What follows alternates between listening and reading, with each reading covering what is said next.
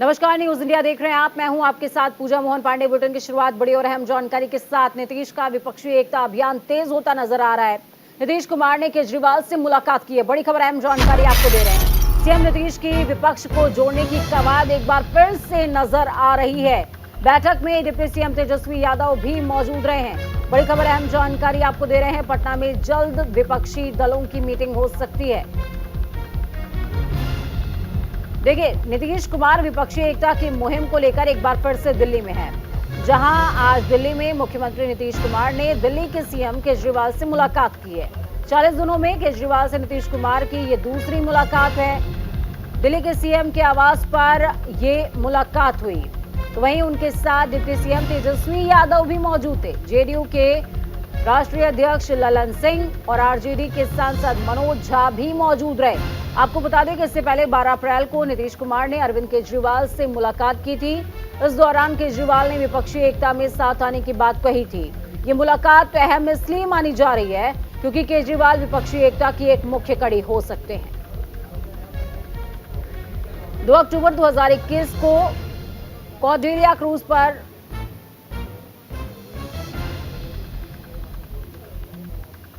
बड़ी खबर, अहम जानकारी आपको दे रहे हैं। पटना में जल्द हो सकती है विपक्षी दलों की मीटिंग।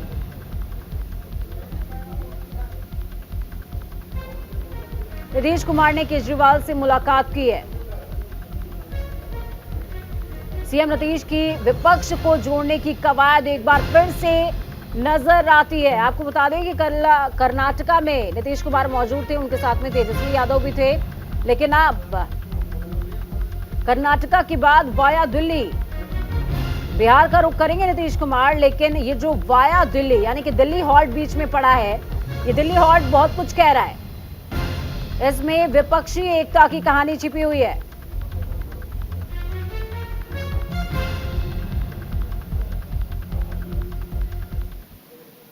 अगली खबर, बड़ी खबर सामने आ रही है मायानगरी मुंबई से। इस वक्त की बड़ी खबर, अहम जानकारी आपको दे रहे हैं। मुंबई सीबीआई दफ्तर पहुंचे हैं समीर वानखेड़े। आज फिर सीबीआई वानखेड़े से पूछताछ करने वाली है। 9 घंटे की कल पूछताछ हुई थी। शनिवार को करीबन 5 घंटे तक की पूछताछ हुई थी। बड़ी खबर, अहम जानकारी आपको दे रहे हैं। डीआरआई की रिपोर्ट के आधार पर मामला दर्ज हुआ है। आर्यन खान मामले में एक बार फिर से आज पूछताछ होगी। सबूतों और दस्तावेजों के आधार पर यह पूछताछ हो रही है। मुंबई से बड़ी खबर आपको बता रहे हैं। डीआरआई की रिपोर्ट के आधार पर पूछताछ को आगे बढ़ाया जाएगा।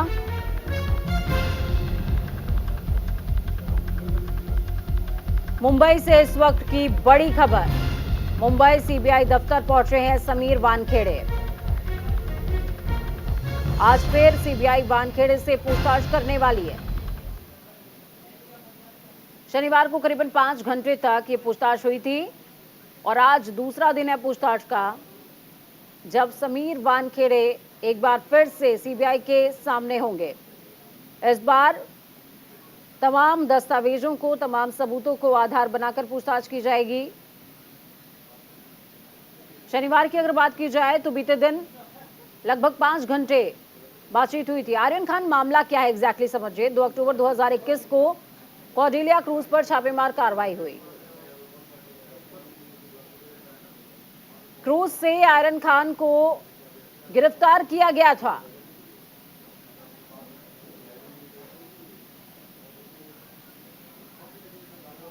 मुंबई से गोवा जा रही थी कॉर्डेलिया क्रूज। इस दौरान ये पूरी घटना सामने आई जब आर्यन खान को गिरफ्तार किया गया था, जिसके बाद आर्यन पूरे 27 दिनों तक ऑर्थर रोड जेल में रहे थे।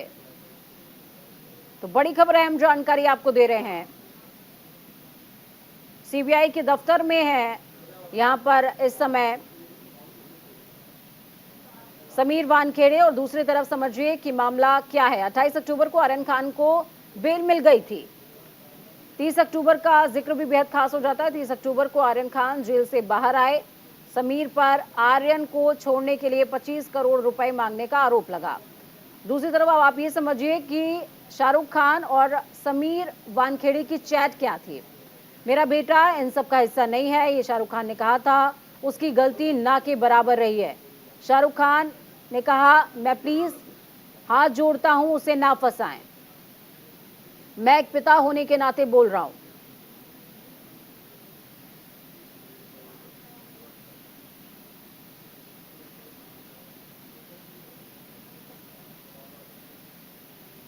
माया नगरी से वैश्विक स्तर की खबर का जिक्र करेंगे, क्योंकि प्रधानमंत्री जब देश से बाहर जाते हैं तो डंका बजता है, और इस बार डंका कुछ खास है। समझिए क्यों। क्योंकि पीएम मोदी और राष्ट्रपति जेलेंस्की की बैठक की दुनिया भर में विस्तार से चर्चा हो रही है। हर कोई जानना चाहता है मुलाकात हुई, क्या बात हुई। विदेशी मीडिया ने मीटिंग की खबर को प्रमुखता से दिखाया। जापानी न्यूज़पेपर ने बैठक की खबर को फ्रंट पेज पर छापा है, फ्रंट पेज पर प्रिंट किया गया है। हिरोशिमा में पीएम मोदी और राष्ट्रपति जेलेंस्की की मुलाकात हुई थी, बैठक हुई थी।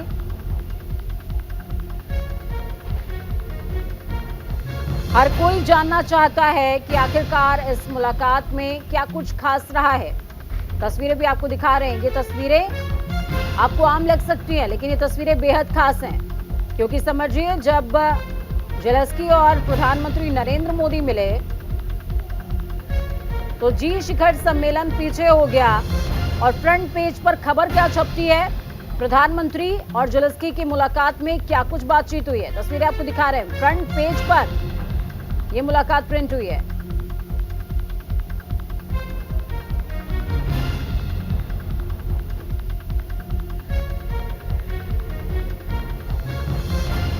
प्रधानमंत्री नरेंद्र मोदी G7 समूह के शिखर सम्मेलन और क्वाड समूह के शीर्ष नेताओं की बैठक में भाग लेने के लिए जापान के दौरे के बाद आज पापुआ न्यू गिनी के लिए रवाना हो गए हैं। वहीं पीएम मोदी ने फूमियो किशिदा को ट्वीट करते हुए आभार जताया। उन्होंने कहा, ये जापान की एक उपयोगी यात्रा रही। G7 समिट के दौरान दुनिया के कई नेताओं से मुलाकात की और उनके साथ कई तरह के मुद्दों पर चर्चा की। जापान की सरकार और जनता की गर्मजोशी के लिए आभार।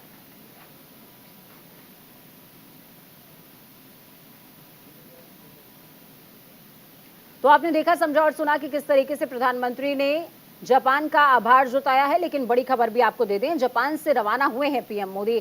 पापुआ न्यू गिनी के लिए रवाना हो गए हैं प्रधानमंत्री। आज पीएम मोदी का पापुआ न्यू गिनी का दौरा है। पीएम मोदी FIPIC समिट में हिस्सा लेने वाले हैं।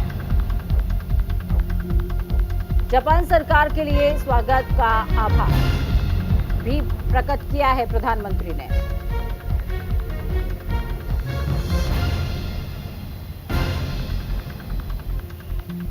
जापान से रवाना हुए हैं प्रधानमंत्री Narendra Modi. Papua New Guinea के लिए प्रधानमंत्री रवाना हो चुके हैं।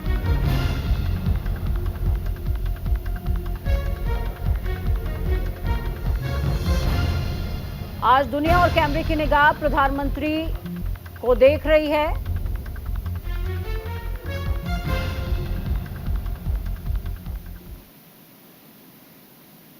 लेकिन देश के अंदर एक और मुद्दा है जो चर्चाओं में लगातार बना हुआ है, अरविंद केजरीवाल। अरविंद केजरीवाल क्या कुछ कह रहे हैं, आपको सुनाएंगे सीधे राजधानी दिल्ली से। उसके बारे में नीतीश जी आज आए थे और उनसे काफ़ी डिटेल में चर्चा हुई। उन्होंने पूरी तरह से समर्थन जाहिर किया कि ये वो हमारे साथ हैं, दिल्ली के लोगों के साथ हैं, और दिल्ली के साथ जो अन्याय किया है केंद्र सरकार ने, उन्होंने कहा कि इसका मिलके लड़ेंगे। और मैंने उनसे निवेदन किया, अभी वो पूरे देश के अंदर विपक्ष को एकत्रित करने में जुड़े हुए हैं। मैंने उनसे निवेदन किया कि अगर सारा विपक्ष इकट्ठा हो जाता है, नॉन बीजेपी सारी पार्टियां इकट्ठी हो जाती हैं, तो एक तरह से राज्यसभा के अंदर अगर ये इसको बिल के रूप में लेके आते हैं तो इसको बिल के रूप में हराया जा सकता है राज्यसभा के अंदर। और अगर राज्यसभा के अंदर ये बिल हार गया तो ये एक तरह से 2024 का सेमीफाइनल होगा। फिर एक मैसेज चला जाएगा पूरे देश के अंदर। ये बिल अगर हार जाता है तो मैसेज पूरे देश में जाएगा कि 2024 के अंदर बीजेपी की सरकार जा रही है। बहुत अच्छा। तो हम लोग आए हुए थे यहाँ, तो आए ही थे आपसे मिलने के लिए, और इनको काफ़ी जो सुप्रीम कोर्ट का फैसला हुआ बहुत अच्छा लगा, और हम लोग तो देखते ही रहे। अब उसके बाद जो कुछ भी करने की कोशिश हो रही है केंद्र सरकार के द्वारा, ये तो एक विचित्र बात है। अब आप जरा संविधान को देख लीजिए, क्या अधिकार है। जब गवर्नमेंट बनाई जाती है, इलेक्टेड सरकार बनती है, तो उनको जो अधिकार दिया गया है उसको कैसे आप हटा सकते हैं? ऐसा तो कुछ नहीं है। लेकिन अब किस तरह से हो रहा है, इसलिए तो हम लोग कह रहे हैं कि सारे देश में सब लोग एकजुट हों, ताकि ये लोग संविधान का भी और किसी भी चीज़ का अपने ढंग से जो इधर से उधर कर रहे हैं, और किस तरह का माहौल बन रहा है। आप दिल्ली में इनको लोगों ने किस तरह से बहुमत दिया है, और किस तरह से सब लोग साथ हैं, और हम लोग इस बात को मानते हैं कि काम कर रहे हैं, बहुत अच्छा काम कर रहे हैं। और उसके बाद सुप्रीम कोर्ट का भी फैसला हो जाए तो राज्य सरकार को जो अधिकार है काम करने का, उस काम को रोक दिया जाएगा। ये सब तो बहुत ही आश्चर्य का विषय है। तो ये हम लोग तो बिल्कुल इनके साथ हैं, और जो कुछ भी है हम लोग जो आगे भी जो मीटिंग करेंगे, जो हम लोग कोशिश कर रहे हैं कि ज़्यादा से ज़्यादा विपक्षी पार्टियां एकजुट हो जाएं और मिल करके हम लोग पूरे देश में अभियान चलाएं, हर राज्य में अभियान चलाएं कि सब कुछ कानून का पालन होना चाहिए, आपस में सब लोगों के बीच में प्रेम और भाईचारे का भाव होना चाहिए, और जिस तरह से लोगों के बीच में विवाद पैदा करने की कोशिश होती है, उन सब चीज़ को बंद करना चाहिए और देश आगे बढ़ेगा। तो ये सब चीज़ जो हम लोगों के मन में बात है, तो सब लोग तो सहमत है ही, और उसके बाद अगर इस तरह की कोई बात होगा तो जो कह रहे हैं हम लोग पूरे तौर पर इनके साथ हैं। ये जो भी कह रहे हैं बिल्कुल ठीक कह रहे हैं, इनके साथ हम लोग हैं पूरे तौर पर। हम लोग एक मिनट, तेजस्वी जी देखिए, सारी बातें माननीय मुख्यमंत्री जी ने स्पष्ट रूप से कह ही दिया है। आज की मुलाकात खास तौर पे इसलिए है कि जो लोकतंत्र है, लोकतंत्र में चुनी हुई सरकार को जो अधिकार मिले हैं, और जिस प्रकार से जो नॉन बीजेपी स्टेट में जिनकी भी गवर्नमेंट है, बीजेपी लगातार उनको तंग कर रही है, परेशान कर रही है। तो जो परेशानी अरविंद केजरीवाल जी झेल रहे हैं, हम यहाँ पूरी तरीके से इनको समर्थन देने आए हैं कि इनके साथ अन्याय कर रही है केंद्र की सरकार। और जब सुप्रीम कोर्ट का जब जजमेंट आ गया तो सारी चीज़ें स्पष्ट हो गई, तो कुछ कहने वाली कोई बात ही नहीं है। लेकिन जिस प्रकार से इनको तंग किया जा रहा है, या और दूसरे राज्यों में जिस प्रकार से केंद्र भेदभाव कर रही है उन राज्यों के साथ, तो ये कहीं से भी न्यायपूर्ण नहीं है। लोकतंत्र पर ये साफ दिखाता कि खतरा है। ये लोग संविधान को बदलना चाहते हैं, जो हर केस हम लोग मिल करके होने नहीं देंगे। और मान लीजिए अगर दिल्ली में बीजेपी की सरकार रहती तो क्या एलजी की हिम्मत होती इस प्रकार का काम करने की? तो एक बात से पूरी तरीके से हम लोग विश्वास के साथ कह सकते हैं, जितना भी ये अरविंद केजरीवाल जी को सताएंगे, तंग करेंगे, ये उतने ही मजबूत होंगे। और मैं पूर्ण विश्वास के साथ कह सकता हूँ कि बीजेपी कभी भी दिल्ली में वापसी नहीं करेगी। तो हम लोग सब लोग इनके समर्थन में हैं, और सब लोग मिल करके हम लोग जो है देश हित के लिए काम करेंगे। क्या गठबंधन को लेकर इसी मुद्दे पे, अध्यादेश वाले मुद्दे पर क्या आप कांग्रेस से भी बात करेंगे? राज्यसभा में कांग्रेस का समर्थन होगा, क्योंकि जेएनसीडी एक्ट पे भी कांग्रेस वॉकआउट कर गई थी। आप लगातार कांग्रेस से बातचीत की है, तो हमारी बातचीत कांग्रेस से हमको तो नहीं लगता है कि कोई किसी का जो संवैधानिक स्थिति है उसका कोई उल्लंघन तो नहीं ना होना चाहिए जी। तो हमारी जो उनसे बातचीत होगी तो उनसे भी हम लोग चर्चा करते हैं। मैं जा रहा हूँ परसों 3 बजे ममता जी के साथ मेरी कलकत्ता में मीटिंग है, और उसके बाद एक एक करके मैं हर पार्टी अध्यक्ष से पूरे देश के अंदर मैं मिलने के लिए जाऊंगा। मैंने आज माननीय नीतीश कुमार जी से भी निवेदन किया कि वो भी सभी पार्टियों से बात करें, और मैं भी एक एक राज्य में जाके एक एक नेता से मिलके राज्यसभा में जब ये बिल आए, इस बिल को हराने के लिए मैं सबसे फॉर्मली समर्थन मांगने के लिए जाऊँगा। पटना में कब बैठक है? तो अरविंद केजरीवाल का स्ट्रोक, या यूं कह सकते हैं कि दाव क्या बनेगा नीतीश कुमार के लिए मास्टर स्ट्रोक, ये बहुत बड़ा सवाल है। राज्यसभा में बिल को चैलेंज करने की तैयारी है। केंद्र ने अन्याय किया है, केंद्र के अध्यादेश पर केजरीवाल का बयान। राज्यसभा में बिल का विरोध करेंगे, चैलेंज करेंगे बिल को। केंद्र ने अन्याय किया है, ये कहा है अरविंद केजरीवाल ने। विपक्ष को एकजुट होना होगा।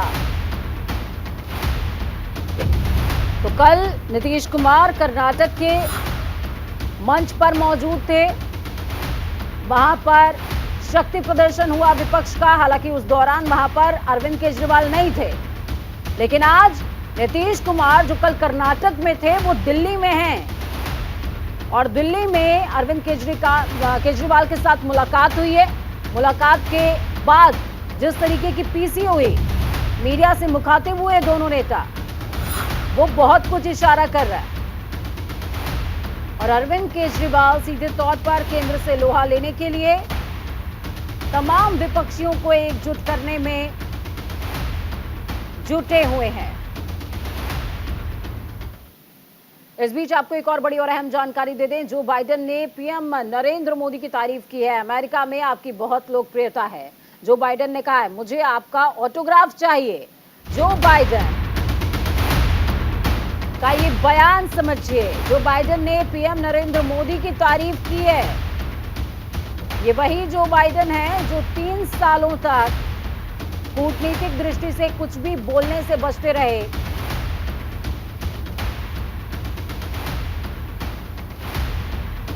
उन्होंने आज तारीफ की है।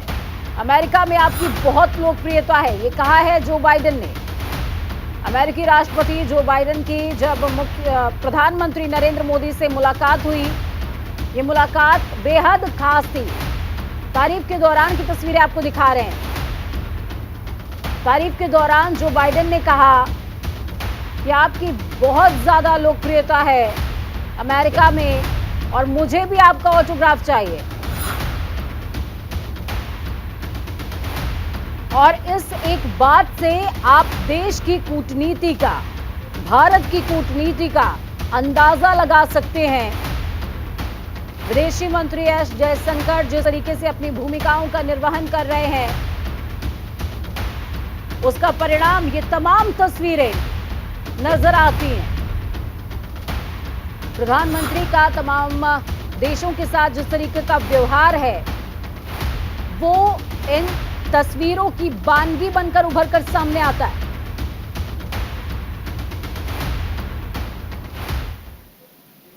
तो वहीं दूसरी तरफ नए संसद भवन को लेकर के राहुल गांधी ने ट्वीट किया है। नए संसद भवन का उद्घाटन है, इसको लेकर के उन्होंने ट्वीट किया है। राष्ट्रपति को करना चाहिए ये उद्घाटन, राहुल गांधी ने कहा है। बड़ी खबर, अहम जानकारी आपको दे रहे हैं। नए संसद भवन का उद्घाटन राष्ट्रपति जी को ही करना चाहिए, प्रधानमंत्री को नहीं। तो देखिए, सेंट्रल विस्टा को लेकर एक बार फिर से पलटवार। अभी कुछ दिनों पहले आपने खबर सुनी होगी कि सेंट्रल विस्टा 888 दिनों की मियाद में पूरा हुआ है, तय समय में पूरा हुआ, जिसके बाद खबरें सामने आई कि प्रधानमंत्री उसका लोकार्पण करने वाले हैं, यानी कि देश की जनता को समर्पित करने वाले हैं। लेकिन इससे पहले राहुल गांधी का ये ट्वीट बहुत कुछ बयां कर रहा है। राहुल गांधी ने कहा नए संसद भवन का उद्घाटन राष्ट्रपति जी को करना चाहिए, महामहिम को करना चाहिए।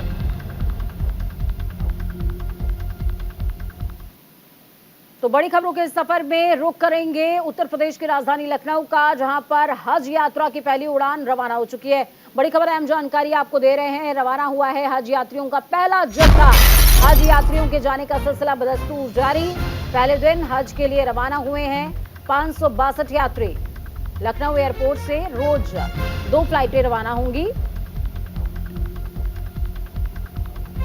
आज 562 यात्री रवाना हुए हैं। तस्वीरें भी आपको दिखा रहे हैं।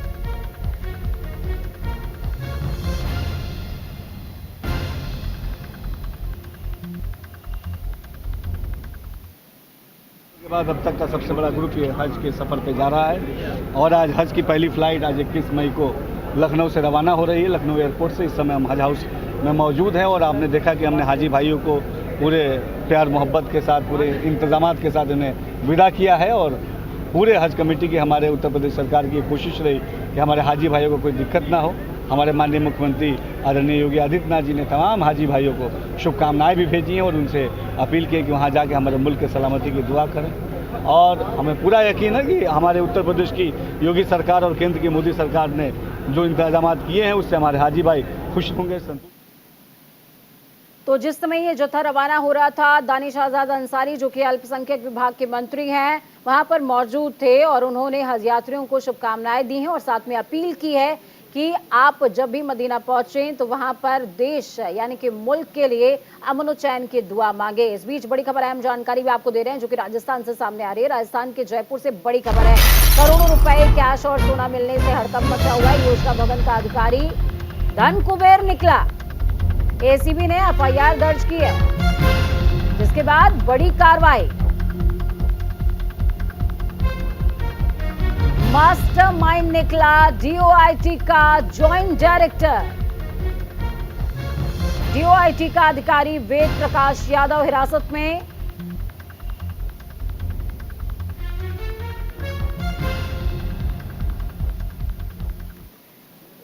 इस बुलेटिन में खबरों का सफर यहीं तक, लेकिन ताजा अपडेट्स के लिए देखते रहिए न्यूज इंडिया, क्योंकि हम हैं राष्ट्र की आवाज।